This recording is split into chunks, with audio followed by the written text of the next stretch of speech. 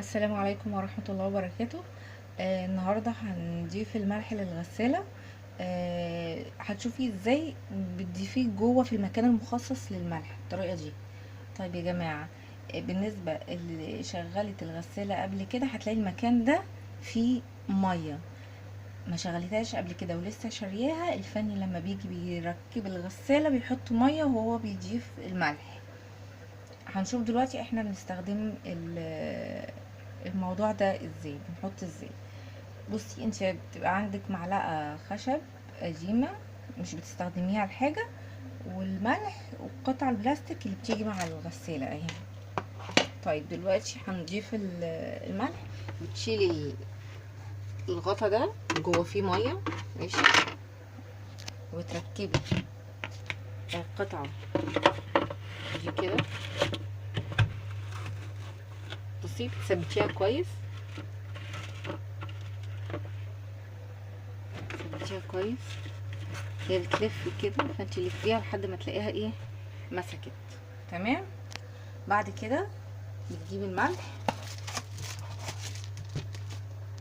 عشان احاول تظبطي كده،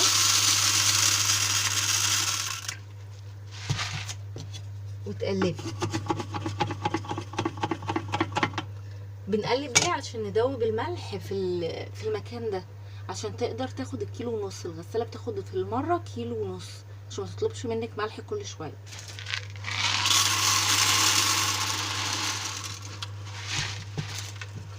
بصي، حاولي تدوبي كويس.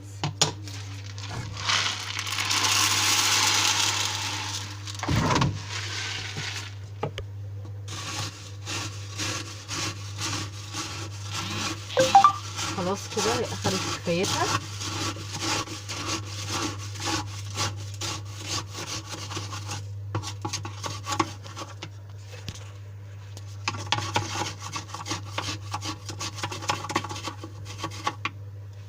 تمام كده.